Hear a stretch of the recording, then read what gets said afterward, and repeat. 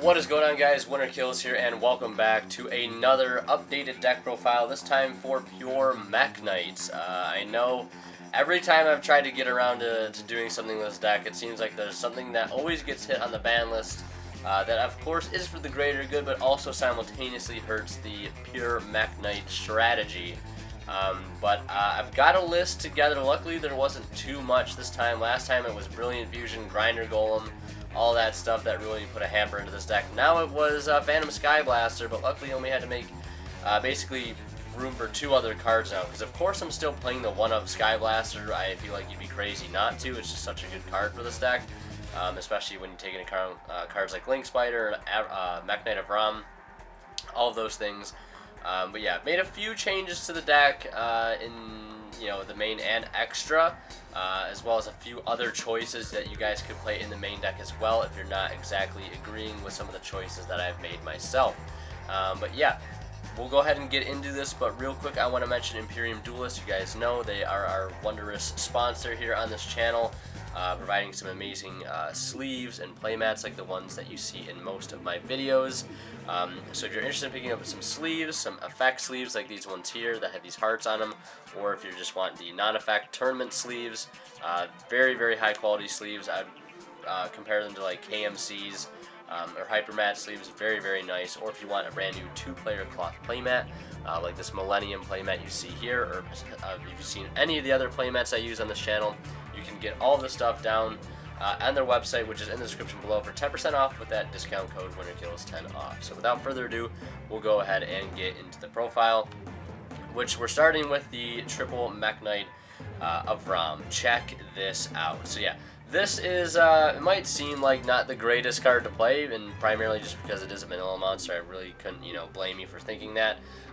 But this card fits really well into the deck because you don't really use your normal summon a lot with Mekk-Knights. As you know, you just summon them by special summoning themselves into a column that has 2 or more cards in it, and some gaining effects are based on how many cards are in those columns, etc., etc. But this is a really nice card because it is a normal summonable monster that can go right into Link Spider, which gives you an extra monster zone thing for that column, which allows you to set a spell or trap, giving you a column for yourself on turn 1, so you don't have to rely on your opponent to give you a column themselves or give you half of a column. This card allows you to essentially make that column turn 1. And Link Spider also allows you to special summon a vanilla monster from your hand, which basically gets us on board, which allows you to make Morningstar, which allows you to search more Mekk-Knight cards for your plays. So which is cool.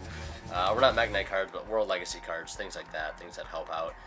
Then we have triple Purple Nightfall. Purple Nightfall, probably one of the best, if not the best, Mekk-Knight in the entire archetype. Banish itself to basically add a Mekk-Knight monster from your deck to your hand and returns to the field during the standby phase, or your next standby phase, I should say. So it helps to recur that advantage that you'd want over and over again. Another thing to point out, this card becomes significantly better when we get Cyframe Lambda in Battles of Legend, which comes out July 12th, so I'll be updating the deck again once we have Lambda, because basically anytime a Psychic monster is banished, you get to add a Cyframe card from your deck to your hand, and would you look at that, all the Mekk-Knight monsters are Psychic, so you will get that effect off of that. So triple Purple Nightfall. Then we have double Indigo.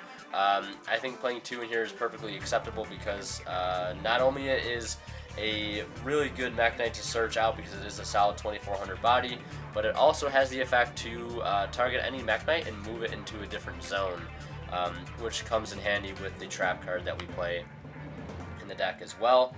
So very, very solid card to play there. And then we have 2 Blue Sky. Blue Sky is basically, he searches for every card that your opponent has in the column that he summoned. So if they have 2 cards, you get to add 2 Mekk-Knights. If they have 3, you get to add 3 Mekk-Knights, so on and so forth. It's a very, very powerful card for searching. Then we have 1 Red Moon to pop a monster and 1 Yellow Star to pop a back row. I think it's important to play at least one of each of these so you can have good options when you go to search off of your Blue Sky or your Purple Nightfall, depending on what your opponent has set up.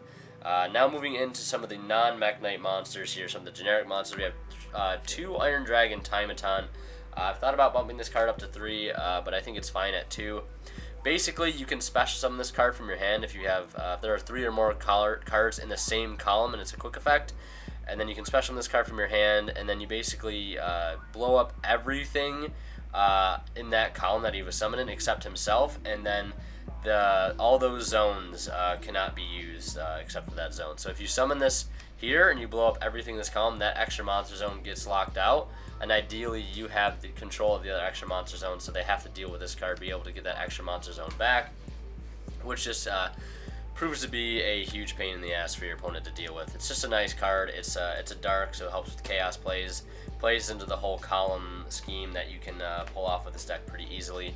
Then we have 2 Fairy Tale Luna. It's a decent normal summon in here. It's also a light monster. Basically searches itself on summon and acts as a compulse, so it's an extra interruption on those turns where this is your normal summon, and you just make Mekk-Knight plays around that. This card can come in handy, like I said, just for providing that extra normal summon. It is a compulse, but your opponent can negate it if they can send a monster from their deck or extra deck to the graveyard with the same name of the card that you're trying to bounce. So this can be really handy to bounce one of cards that your opponent, for the most part, is only playing one. Then it's just a guaranteed compulse that way. Also, another thing I found is that if they do negate it by sending that card to the graveyard, you now just have a free called by target to negate whatever monster they were trying to use anyways, because they just put that card in the graveyard for you to called by, which is a really cool strategy. Then lastly, 1 BLS, and last but not least, 1 Phantom Sky Blaster. Of course, you need it. I cut the Chaos Dragon Leviathan here because we did lose 2 dark monsters in the main deck with Sky Blaster going to 1, so I didn't think it was optimal to play a second Chaos monster. Ideally, you know what, you could even just not play BLS and just play Leviathan instead, because you can banish all lights with it or all darks. It's up to you really. I just chose to keep BLS in for this video. You could play either or if you wanted to. Now we'll go into the spells, and to start we have triple Unexpected Die. Basically, if you control no monster, special summon at level 4 or lower normal monster from your deck basically out into the field. So this is basically going for your Avram, and that goes into Link Spider, and then if you open up another Avram on top of that, you can use Link Spider to special summon it, or you can normal summon another Avram and then Link from there and go do Morningstar. Tons of cool plays this card allows for. It's a great starter card to see, especially when you have to go first, or going second can be nice. Speaking of going second cards, we do have Mind Control. This card is it's literally fantastic in this deck. Helps you out big problem cards, helps link it away into a card that can benefit you. And one thing to also take note, a lot of the spell cards that we are playing are normal spell cards, so we can set them and activate them that same turn that they were set, because you can set them to help create a column for yourself if you need that extra card in your opening hand or going second or whatever it might be. You can use it as a column, and then you can also use it for whatever else you were planning to use it for. Triple Instant Fusion. This card is very, very helpful, especially turn 1, because you can Instant Fusion, get a card in your extra monster zone, and then set an additional card, make a Mekk-Knight play. It's not the most optimal thing to do, but sometimes when you need to resolve that purple Nightfall or whatever, or get a Mekk-Knight on board to go into Morningstar to set up the play with Indigo and the trap, it definitely doesn't hurt to have this card. And also going second, we have like Raging and Thousand Eyes as options to be able to bait out negations too, which is nice. Then we have triple Called by the Grave. Of course, you got to play your 3 Called by. You don't want your plays to get stopped. And you also want to stop your opponent's play, so why not play triple? 2 World Legacy Succession. It's basically Monster Reborn in this deck. We play so many cards that get Link monsters on board, or we just play a lot of ways to get into Link monsters pretty easily. Basically, just Avramax in this card, or not Avramax. I keep mixing Avram and Avramax together, maybe because their names are so similar. But yeah, this card just allows you to link things away and then just continue to extend by bringing whatever you linked away back onto the field. So it's a very nice extender. It's also searchable through Morningstar. Then we have 1 Hornet Drones. This card I feel like is a must play now that Sky Blaster is at 1. This card is just ridiculous going first or second. You just have to play it. It generates a free column for you. You play it, you go into token, make Kagari has his back, you set this. Literally a 1-card column, so you have no excuse to not play this card in here. You just have to. It's so good. World Legacy Key, it locks down trap cards, and it allows you to also add back Banished Mekk-Knights on activation. So if you happen to summon a BLS by banishing one of your Mekk-Knights, you can play World Legacy Key. add back that Mekk-Knight that you just banished, and then it also negates any trap that activates in the same column that a Mekk-Knight does. So it also allows you to sort of put a lock on back row. Then we have one Monster Reborn, and the only, I believe, yeah, the only, or no, one of 4 or 5, I guess, non-normal or continuous spells is the World Legacy's Memory. This is basically E-Telly for Mekk-Knights, but you get locked into only summoning Mekk-Knights the turn you use this. I wanted this as like a last-second like play starter, last-ditch play starter, just because if I didn't see any normal, like any of the other normal starters, I wanted at least have an option to like search this off a Morning Star to get a Blue Sky search, or to get a Purple Nightfall search or something. I just wanted to have that option for this card. You don't have to play it, but I do like it here, at least as a one-of. And then we have, for the traps, triple infinite impermanence. Oh my god, I finally have this card. I actually picked up a playset of the Ultras because this card is just amazing. It's a great card. It's basically a hand trap, literal hand trap when you have to go second. It's also a good card to set going first because you have the added benefit of not only creating a column for yourself, but you also play into that other effect of impermanence where basically if it's set when it's activated, it not only negates whatever monster effect you've hit, but it also negates any spell that your opponent tries, spell or trap that your opponent tries to activate in that column that this card was flipped up in. So very, very good for this deck. I realize it's expensive. It's like $30 a copy even for the reprinted version, but I decided to jump on it just because I finally wanted to just own this card. I waited long enough to own it, but you don't have to play it. Know that you could just play Forbidden Chalice. You can play Breakthrough Skill instead. You could also just play hand traps like Effect Veiler, DD Crow, Ghost Ogre, Ash Blossom. You could also play Mecha Phantom Beast Tetherwolf because when it's summoned, it summons a token. So that's also an option as well. You can play Denko Sekka. And then the last trap we have is World Legacy Secrets. Basically, when it's activated, you can target a level 5 or higher monster in your graveyard, special summon it, and when this card leaves the field, you destroy that monster. But then the kicker, the best part about this card is the fact that it says negate any opponent's monster effect that activates in the same column as a Mekk-Knight. So the main go-to is you would basically summon your Morningstar, however you would do that. Whichever way you get into them doesn't really matter too much so long as you do. You basically make Morningstar and then you ditch, where is it, the Indigo Eclipse off of this ideally, and then you grab this, set it, and now during your opponent's turn you can use this effect to revive this, get a monster negate there, and then additionally use this effect to move himself to a different column to negate a different monster effect. So just 2 monster negates off of that one card, when paired with the trap. So very, very cool.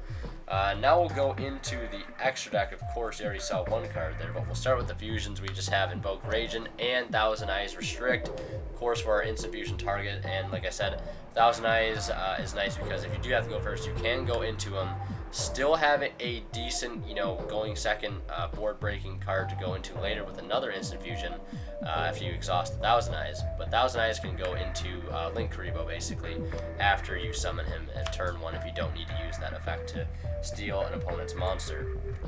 Then we have one Boral Sword, luckily getting reprinted soon in the Battles of Legends set. Borlo Dragon and Saryuja Skull Dread. This could be cut for Avermax, but I find myself not really wanting to ever go into it. I think Saryuja in most cases is just a little bit better to draw into better cards, but you could easily just play Avermax as well. I just haven't been able to test Avermax too much in here just because just never really thought I'd want to play it. If you wanted to stick with the whole Mekk-Knight theme, you could play the Avermax in here. That'd be super cool, and I might even switch to playing it as well in the future.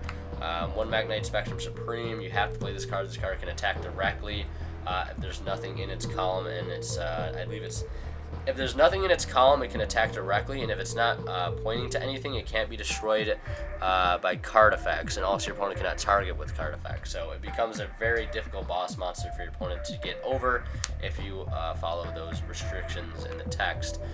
One Nightmare Unicorn, double Morning Star. This is a mainstay in here. I think you got to play 2. 3 might be a little too much, but 2 is definitely good. One Nightmare Phoenix, one Underclock Taker, double Link Spider, Link Karibo, and of course the Kagari, because you got to play the Kagari for the Hornet Drone. So that is it for the extra deck and the main deck. Like I said, honorable mentions, I'll say real quick. Danko Sekka could be played in here. You could also play Breakthrough Scale, Forbidden Chalice, hand traps like Ash Blossom, Ghost Ogre, Ghost Bell. You can play DD Crow for additional dark targets for your Chaos plays if you wanted to do that. Mecha Phantom Beast Tether Wolf also works as well as a pseudo Phantom Skyblast. So the only reason I don't really like it is because A, it's not a dark or light monster, which Tether plays out of the Chaos scheme.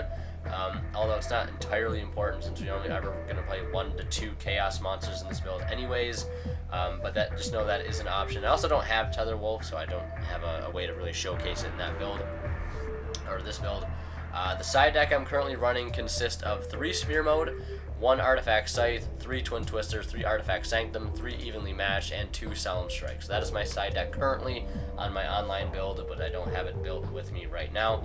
That is currently the side deck that I would run. And yeah, hope you guys enjoyed. Let me know if you did down in the comment section below. I'll be updating Invoke Mekk-Knight very soon, so hope you guys are looking forward to that. I know I am. As always, guys, WinterKill signing out. We'll see you in the next one.